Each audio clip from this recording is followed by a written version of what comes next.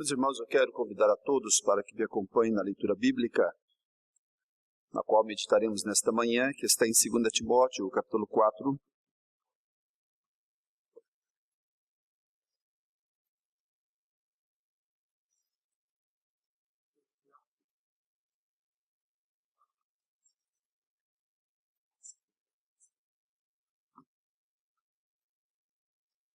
Segunda Timóteo, capítulo 4, versos de 1 a 5.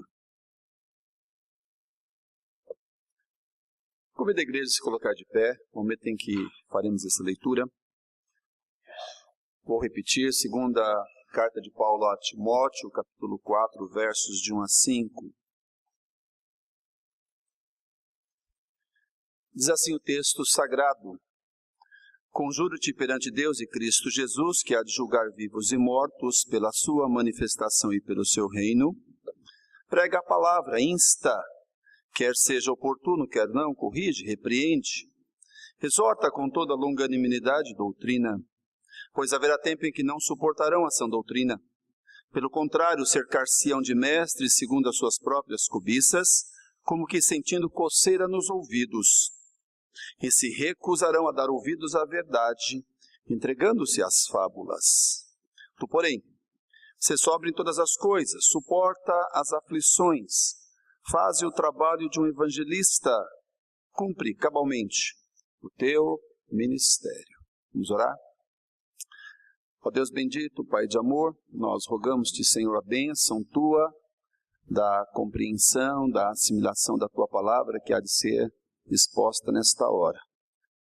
Ela é o pão que alimenta as nossas almas e tu sabes, ó Deus, o quanto nós carecemos dele. Dá-nos, pois, esta bênção, ó Pai, falando aos nossos corações. Oramos em nome de Jesus. Amém. A igreja pode assentar-se.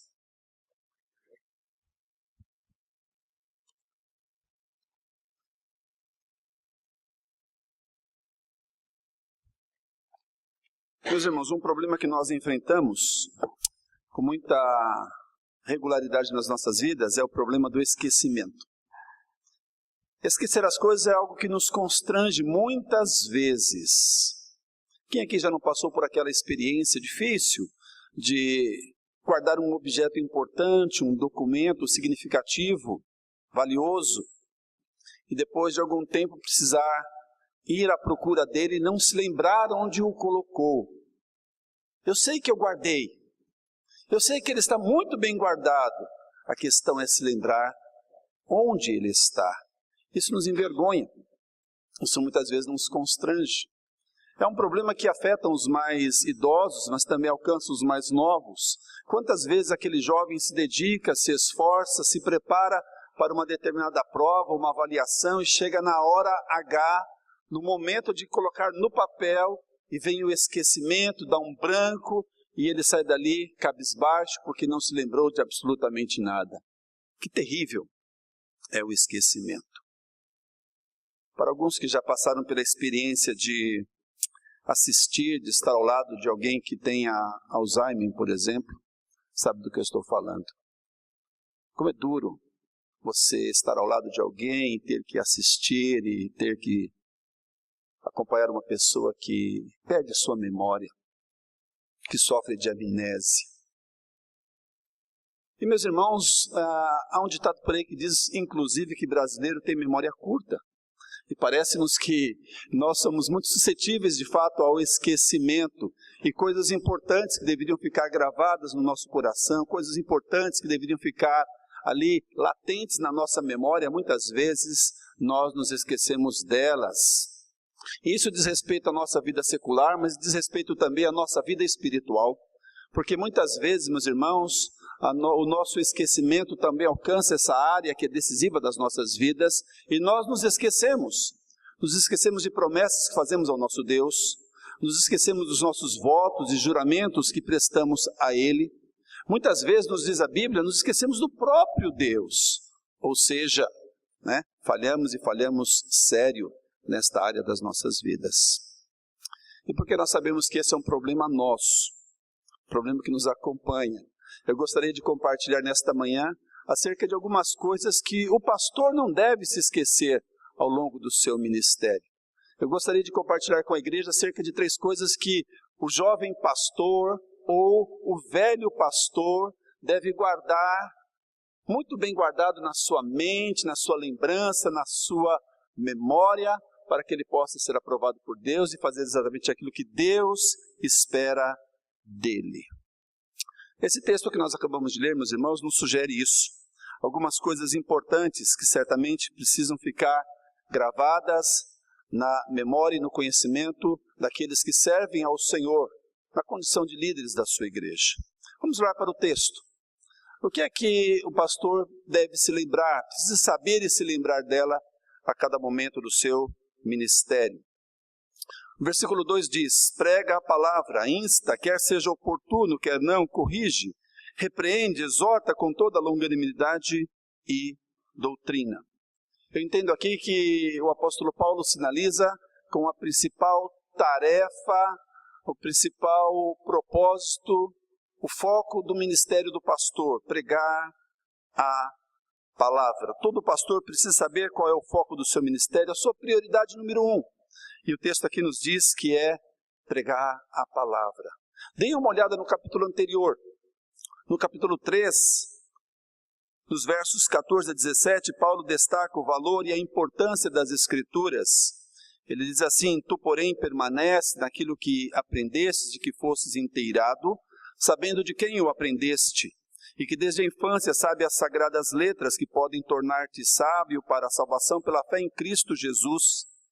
Toda a Escritura é inspirada por Deus e útil para o ensino, para a repreensão, para a correção, para a educação na justiça, a fim de que o homem de Deus seja perfeito e perfeitamente habilitado para toda boa obra.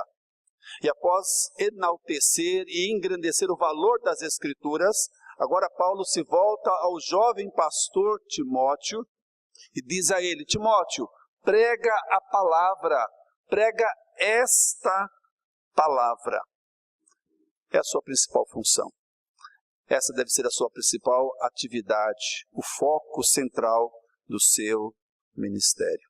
E quando Paulo diz prega a palavra, ele está fazendo uso aqui de um termo que era secular, de uso comum naquela época, que significava anunciar ou proclamar algo de grande importância. Essa palavra era usada para descrever a função dos arautos naquele tempo, dos mensageiros do rei. Porque nós bem sabemos que naquela época não haviam os recursos de comunicação que há hoje. Eles não tinham televisão para pronunciamentos oficiais, não havia ali o rádio, não havia ali a figura do computador, da internet e de outros canais de comunicação que nós dispomos nos dias de hoje. E por conta disso, meus queridos, as comunicações oficiais dos reis eram feitas a viva voz, justamente por um arauto, por um emissário, por um proclamador oficial da parte do rei. Certamente era um cargo de grande importância e de muita confiança da parte do rei.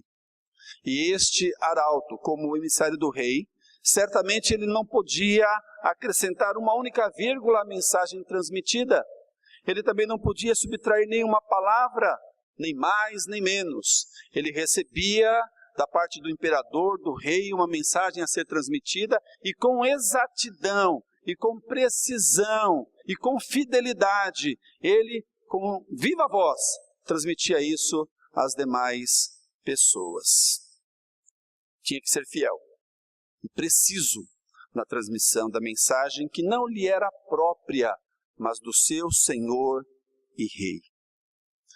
Quando o apóstolo Paulo faz uso da mesma palavra, certamente ele está querendo dizer que o pastor também é um arauto, também é um mensageiro de um rei, e que, portanto, ele não possui uma mensagem própria, sua, da sua autoria, mas ele transmite aquilo que o seu Senhor lhe dá para transmitir. Por isso, meus irmãos, o pastor nunca pode se esquecer de que ele não deve pregar as suas ideias, ignorando as Escrituras. Ele não pode esconder a mensagem de Deus atrás do seu discurso. Ele não deve deturpar o Evangelho com a sua filosofia, com a sua psicologia. Ele não pode pregar aquilo que é do seu interesse pregar. A principal tarefa do pastor é pregar o evangelho da graça de Deus e pregá-lo com fidelidade.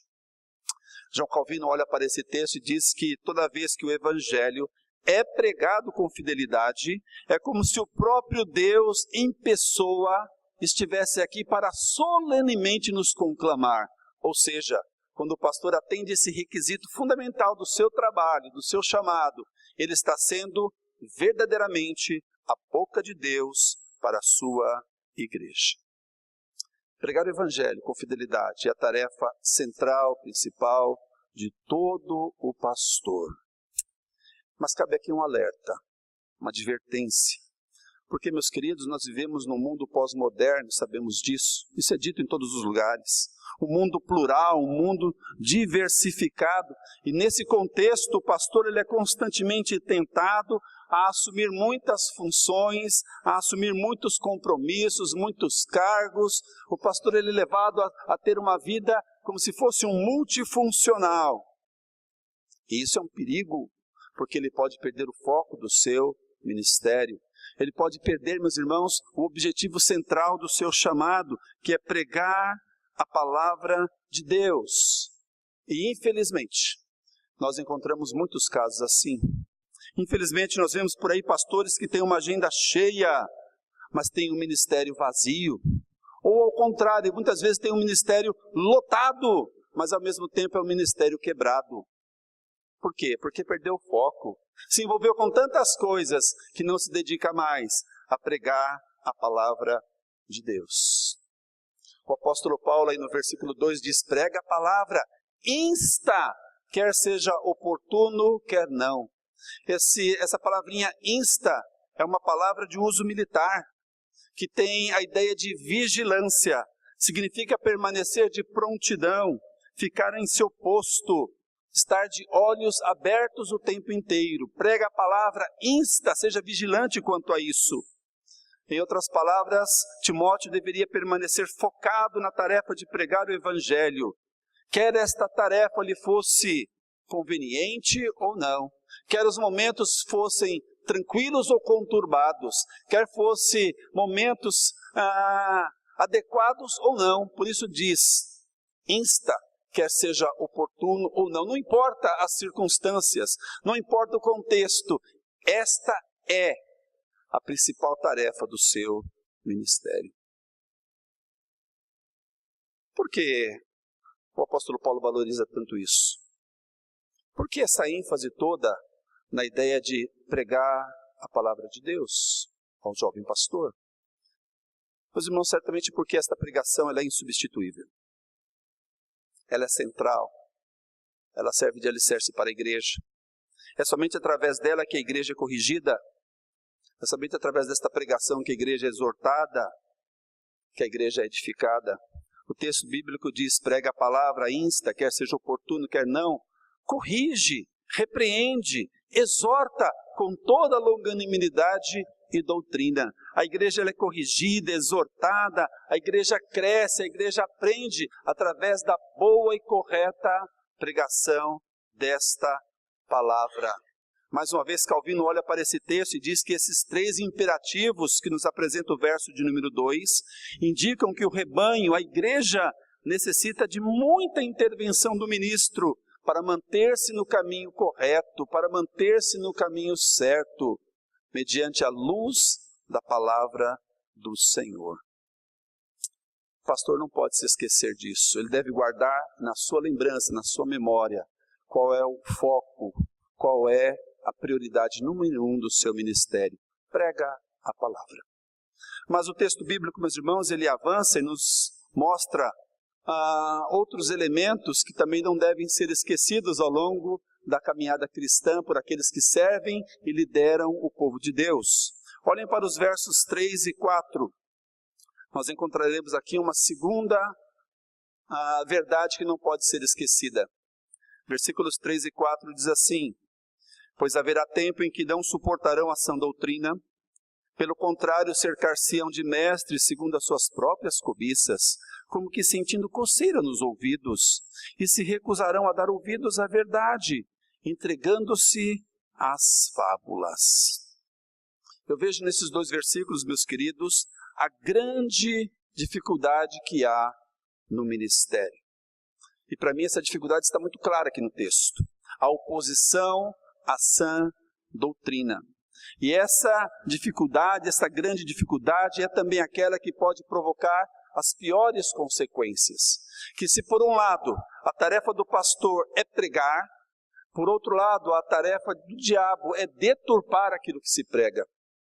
E se levantam então oposições à sã doutrina.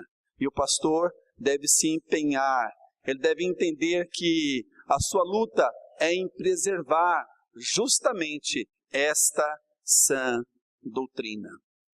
O que é uma sã doutrina? Seria uma doutrina pura, seria uma doutrina saudável, não contaminada pelo vírus da fábula humana, como diz o texto, talvez não corrompida pela imaginação, pelo desejo e pelos interesses particulares e carnais do próprio homem. A sã doutrina, meus irmãos, descreve uma mensagem que está de acordo com o Evangelho, de acordo com a revelação, com a palavra de Deus. E muitos se levantam em oposição justamente a ela. E é curioso que o apóstolo Paulo diz que haveria tempo em que as pessoas se colocariam desta forma. No momento em que ele diz, pois haverá tempo, diz Paulo.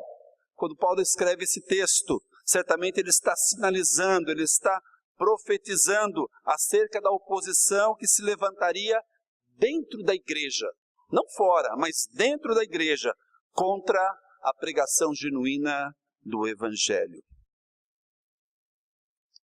E eu imagino que se o apóstolo Paulo estivesse vivo hoje, se Paulo estivesse aqui presente entre nós, com certeza, ele iria constatar que este dia, ele já chegou. Afinal de contas, meus queridos, a sã doutrina tem sofrido grande oposição. A sã doutrina nos dias de hoje, nos púlpitos das igrejas, é desprezada, ignorada. A sã doutrina ela é substituída, muitas vezes até ridicularizada. É esse o contexto em que nós estamos vivendo. Muitos homens e mulheres já abandonaram o antigo evangelho, como dizia Packer. Ou muitos já abandonaram o evangelho que pregaram os nossos pais, como diz ou como ensina o hino oficial da Igreja Presbiteriana do Brasil. Pessoas se cansaram de ouvir a fiel exposição das Escrituras. Os crentes estão agindo desta forma e estão fazendo, sabe exatamente o quê? Sabe o que essas pessoas estão procurando? Estão saindo à procura de novidades, de outros mestres, como diz o texto.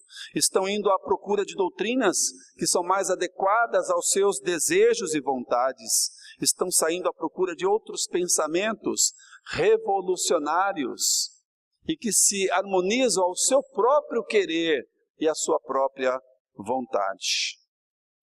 E pasmem, estas pessoas estão encontrando aquilo que procuram.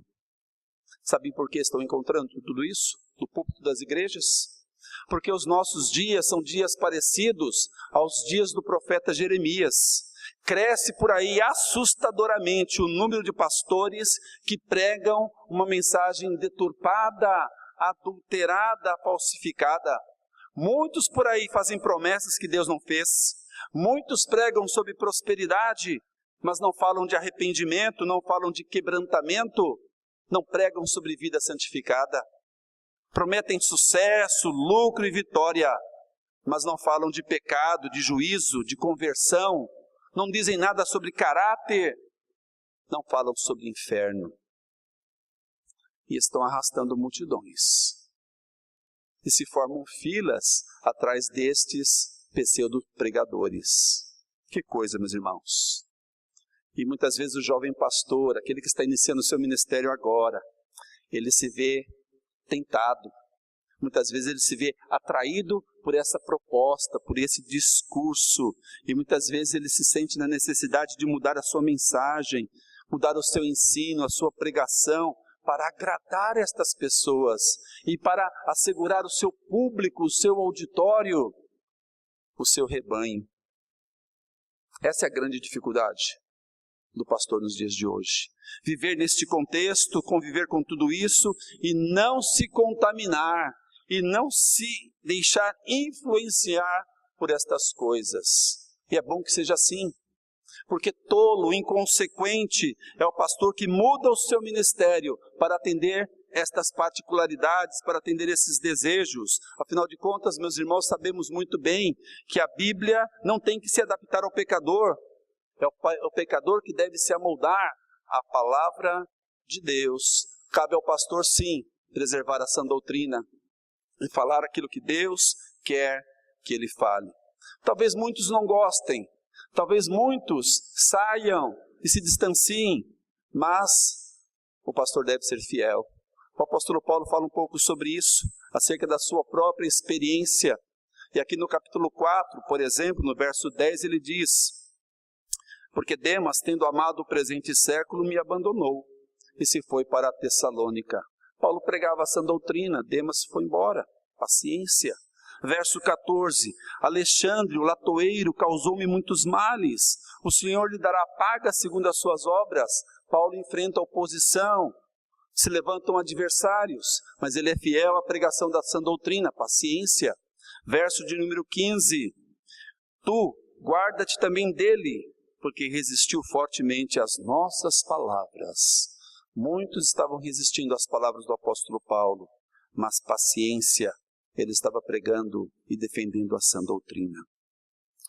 Meus irmãos, a oposição à sã doutrina tem levado muitos líderes a substituir a pregação da palavra de Deus, como eu disse, para agradar os crentes, ou talvez para usarmos uma linguagem mais contemporânea, para agradar os clientes.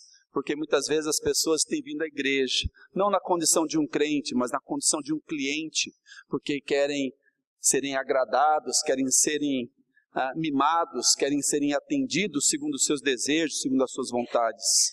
Querem sair da igreja com a sensação de que foram bem atendidos, de que foram bem aceitos, de que foram bem assistidos. É como se lá fora tivéssemos o saque, que é o serviço de atendimento ao cliente, e aqui dentro tivéssemos o nosso saque, o serviço de atendimento ao crente.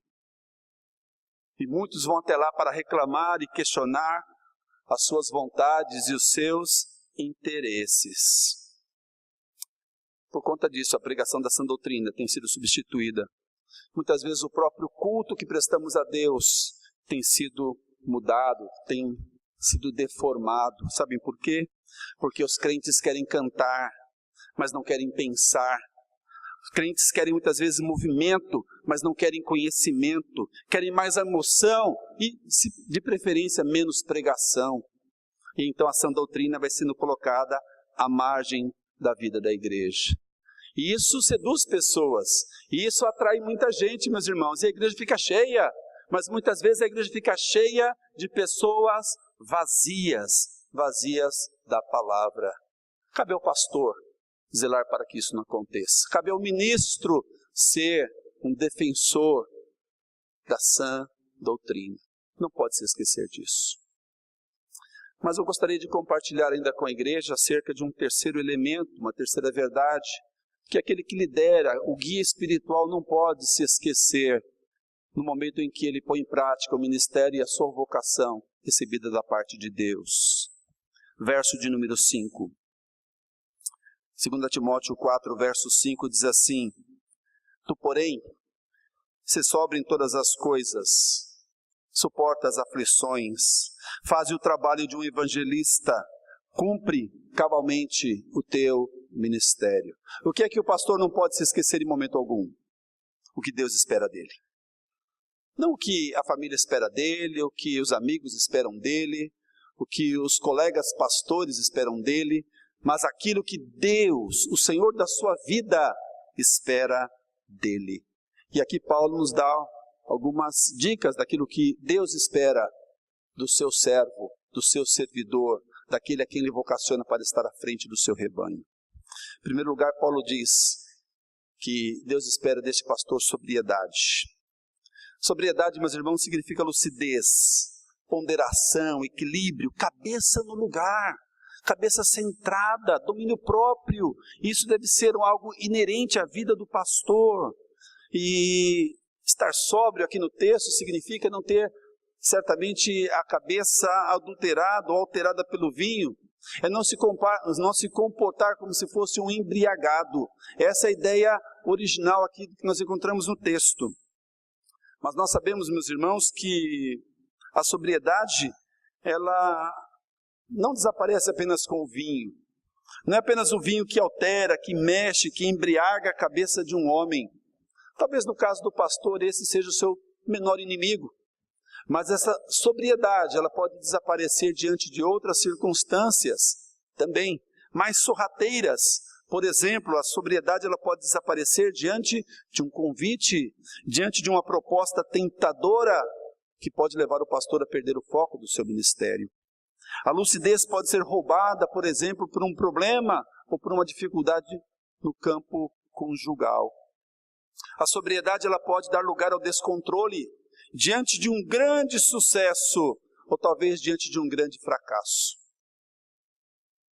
E é muito fácil nós constatarmos que líderes cristãos, pastores por aí, com grande potencial, homens que têm grande conhecimento, inteligência, capacidade, mas não têm equilíbrio, não têm bom senso, não têm sobriedade e não conseguem ser proativos no seu ministério, não conseguem alcançar vidas e edificá-las no Evangelho da graça de Cristo Jesus. São pastores que se alteram diante das circunstâncias, que perdem o controle diante das crises. E o ministério não caminha. Quem não se lembra aqui do exemplo de Pedro, o apóstolo Pedro? Pedro, enquanto ele não desenvolveu a virtude da sobriedade, Pedro, enquanto ele não venceu o seu problema da impulsividade, do seu descontrole, ele não conseguiu progredir e avançar no seu ministério. Sobriedade é essencial à vida do obreiro e Deus espera isso dele. Mas o texto avança e diz que, se por um lado Deus espera a sobriedade, Deus espera também que o obreiro esteja pronto para enfrentar as aflições. Tu, porém, sê sóbrio em todas as coisas, suporta as aflições, diz o texto. Nelson, o ministério ele é cercado de aflições e perseguições. A vida cristã ela é tomada de aflições e perseguições. Jesus Cristo nunca mascarou isso. Jesus nunca camuflou esta verdade. Ele nunca escondeu isso de ninguém. Eu vou citar aqui algumas palavras de Jesus que eu posso tirar lá de Mateus capítulo 10, por exemplo, quando Jesus Cristo diz assim, Mateus 10, versículo 16, nos informa, eis que eu vos envio como ovelhas para o meio de lobos. Palavras literais de Jesus. Verso 17, cautelai-vos dos homens, porque vos entregarão aos tribunais e vos açoitarão nas suas sinagogas. Sinal de dificuldade. Versículo 22, sereis odiados de todos por causa do meu nome. Aquele, porém, que perseverar até o fim, esse será salvo. Dificuldades e aflições do ministério. Versículo 23, quando, porém, vos perseguirem numa cidade, fugi para outra. Versículo, meus irmãos, 38, diz assim, e quem não toma a sua cruz e vem após mim, não é digno de mim. Muitas dificuldades são apontadas de uma maneira muito clara pela pessoa de Jesus Cristo, Senhor da igreja. As aflições estarão presentes na vida cristã e de maneira muito intensa estarão presentes também na vida dos pastores. Por isso Paulo diz, olha, o que Deus espera de você, Timóteo, é que você suporte as aflições. Timóteo é estimulado a isso, porque nós sabemos que nem todos suportam as aflições. Nem todos conseguem perseverar diante das angústias.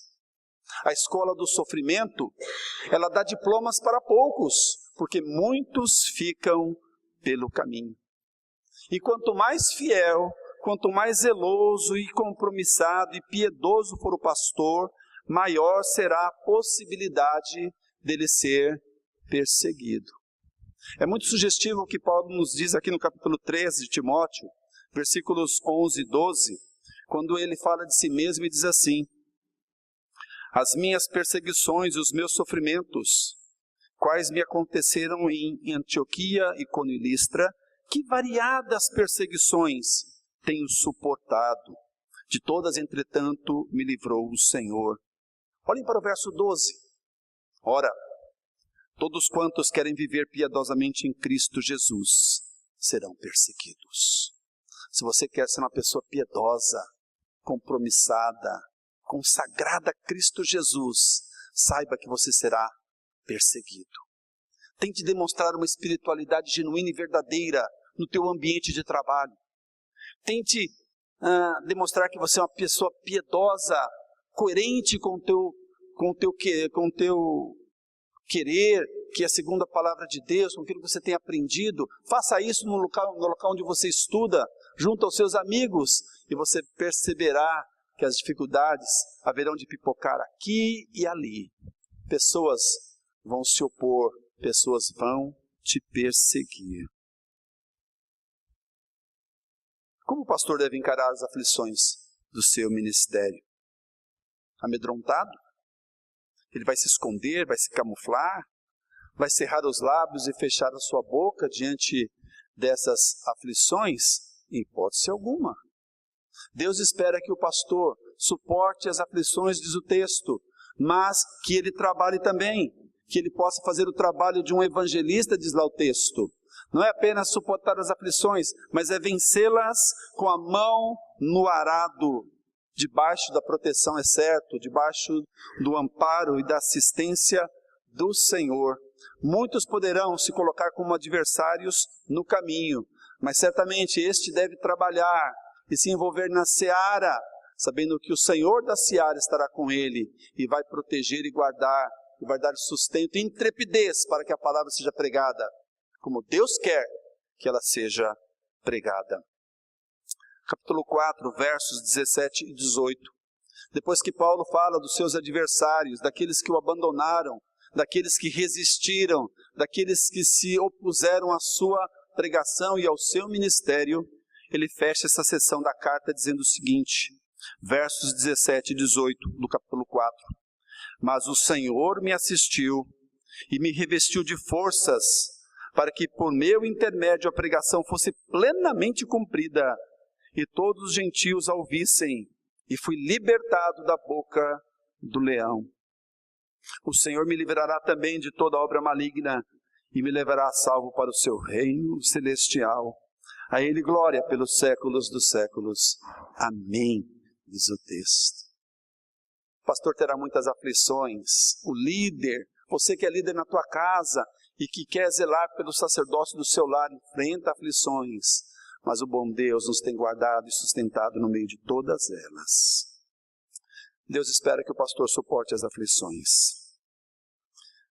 Mas finalmente, meus irmãos, encerrando aqui a minha palavra, eu me volto ao texto e gostaria de dizer também que a última coisa que Deus espera, pelo menos que está elencada aqui no texto, Deus espera do pastor e que ele não pode se esquecer, é que a despeito da sua própria fraqueza e limitação, a despeito das suas crises e perseguições, ele deve ir até o final do seu ministério. Ele deve concluir a obra que Deus colocou em suas mãos para fazer. O final do verso 5 diz, cumpre cabalmente o teu ministério. O pastor deve chegar ao final da sua vida e repetir as palavras de Paulo, verso 7, combati o bom combate, completei a carreira e guardei a fé. É isso que Deus espera do pastor. Hoje é 1º de março. Todo mês de março acontece uma reunião da Comissão Executiva do Supremo Concílio da nossa igreja. Não sei se vocês sabem disso, mas todos os anos. E tem ocorrido sempre no mês de março, uma reunião que envolve a liderança da Igreja Presbiteriana do Brasil. E muitos assuntos são tratados ali, muitos relatórios são apreciados e aprovados naquela reunião. Esse mês teremos uma. E na pauta da reunião do Supremo Concílio sempre há um momento em que se recebem relatórios. Relatórios de pastores despojados. Relatório de pastores que foram destituídos do seu ministério. E é extenso. É grande. E cresce ano após ano o número de pastores que são despojados, que têm o seu pastorado interrompido, que não chegam ao final do bom combate. Muitos têm um começo maravilhoso, mas têm um final desastroso. É por isso que Paulo diz que Deus espera que o pastor cumpra cabalmente o seu ministério. Meus irmãos, um dia o pastor, como qualquer um de nós, ele vai dar contas ou prestar contas do seu ministério ao Senhor da igreja, ao Senhor Jesus. Por isso eu quero encerrar voltando para o versículo 1, sobre o qual eu não falei ainda. 2 Timóteo 4, versículo 1. O apóstolo Paulo, ele adverte Timóteo com as seguintes palavras: conjuro-te perante Deus e Cristo Jesus, que há de julgar vivos e mortos pela sua manifestação e pelo seu reino. Conjuro-te significa receber uma incumbência solene. Conjuro-te significa receber uma missão solene mediante juramento, mediante pacto, mediante compromisso solene. Essa é a ideia do texto para o qual Paulo, ele reclama a Timóteo afirmar este pacto diante do Senhor. Essa ideia de uma missão solene, mediante juramento diante de Deus e de Cristo, como diz o texto, perante o Senhor da igreja. Isso me lembra muito a ordenação. Quando o vocacionado é ordenado perante a igreja, diante do Senhor e de Cristo, e recebe a imposição das mãos, ele está recebendo uma missão solene, assumida diante do Senhor. Daqui a pouquinho, nos próximos minutos, nosso irmão Nelson será ordenado. Será conclamado a firmar também este pacto de entrega de vida, de ministério ao seu Senhor, ao seu Rei. E viu, meu irmão Nelson, eu espero que neste ato solene, do qual o irmão vai participar, na sua ordenação, que você possa se lembrar, como todos nós aqui possamos nos lembrar, sim, qual é a principal tarefa nossa, que é pregar o Evangelho. Que tenhamos com muita clareza e guardado muito bem na nossa memória, que a grande dificuldade que se enfrenta nos dias de hoje é conviver com a oposição à sã doutrina e a defendermos e lutarmos por ela. Mas devemos também nos lembrar, nunca nos esquecer daquilo que Deus espera do nosso ministério. Nelson, que assim seja. Que Deus muito o abençoe. Amém.